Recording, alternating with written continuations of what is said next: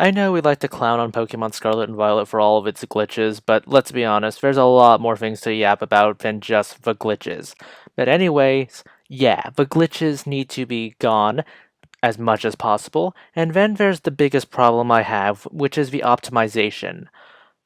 Performance aside, optimization is awful. Scarlet and Violet may be an open world game, but it is not an open world game, if you know what I mean. You might want to do everything in a certain order, but the game has a specific set order that you should do things. And how do we know this? Well, it's because of the level curve. I'm surprised it took until the Teal Mask DLC where we got some semblance of level scaling. While the base game, the difficulty still plays as if it was a linear adventure, at least Teal Mask sets certain levels for the boss fights if you completed the way home or if you didn't. While we're at it, let's increase our range of exploration. How many houses could you simply walk into during Scarlet and Violet's main campaign, or hell, any of it at all, and just interact with the NPCs? Maybe just trade with them. I think the most we got out of the interactions is just going into the League Club, which is at the end of the Hidden Treasure of Area Zero DLC, which is ridiculous. I'm saying there wasn't much exploration value in an open world game. Why does this open world game feel so empty? But even if we move on to the quality of life, quality of exploration, and just performance issues, let's talk about sound design. Oh, I definitely like the soundtrack, but if the image on your screen is any indication, I definitely do not like the sound direction. Characters will be screaming, yet we will hear nothing.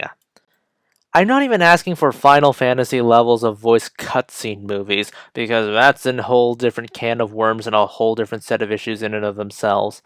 I'm just saying, if a character is screaming, have some sound come out of their mouth. That's odd that I have to mention that.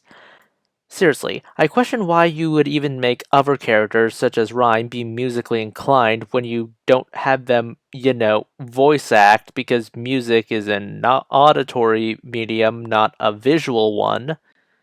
I swear, if we have another awkward concert like Piers back in Sword and Shield, I'm gonna scream. How is it that the mobile spin off game understands the concept of limited voice acting better than the mainstream games? Speaking of cutscene quality, let's fix one of my biggest issues with cutscenes while we're at it. The movement. Remember that scene where Kieran asked you to go drag off his sister back to the house? Remember how you saw the entire cast pick her up and leave with her? Well, you didn't, because it just cut to black and you're back at the house. This is the most recent example of this happening. It happened several times during the main campaign, if I remember correctly, but it's just so uncanny and idiotic. I mean, really? You couldn't have just animated them picking her up? And if you didn't want that to happen, why did you even write it that way? At this point, maybe we should consider hiring Square Enix to do the cutscenes alone, because frankly, just cutting to black and showing another location is just embarrassing for a franchise with this much money and this much name brand power. Obviously, this isn't an exhaustive list, but I will say that Game Freak's priority should be getting performance down. You can have the best story in the world, but if your performance is awful, then nobody will want to play it. They'll just go on YouTube and just watch the cutscenes, or watch someone else play it. Video games are supposed to be immersive, and well, nothing breaks immersiveness more than just having shoddy performance.